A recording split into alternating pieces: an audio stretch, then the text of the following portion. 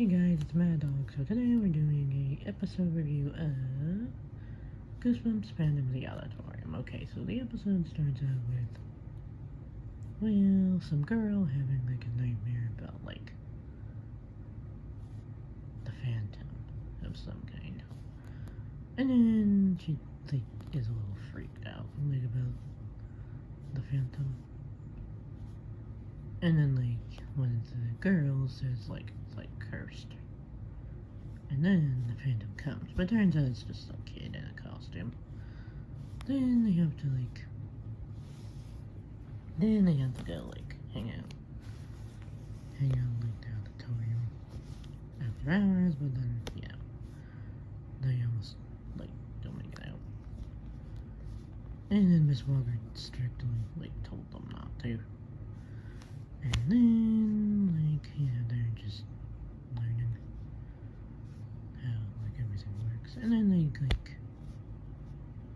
they just goof around like a little bit. But then they assume it's Zeke, but then they have to like go find out. But turns out it wasn't. And then there's this new kid, Brian O'Connor. Turns out he just transferred. But you'll see. And then they go into like the thing again. And then like Brooke has larger lines, and then the phantom strikes again.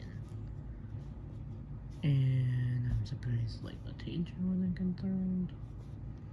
Like at all. Like about like some dude showing up out of nowhere. And then they have to cancel production, where like Zeke wasn't allowed to be part of the production because I assume it was him.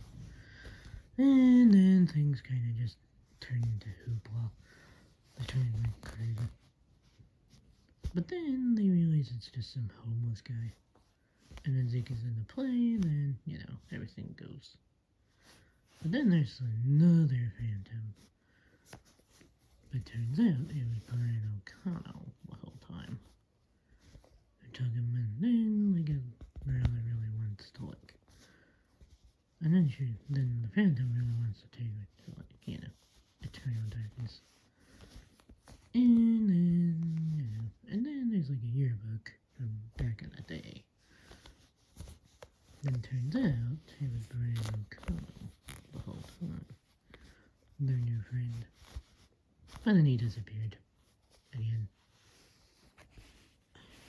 So we never see him after this point, so I don't know.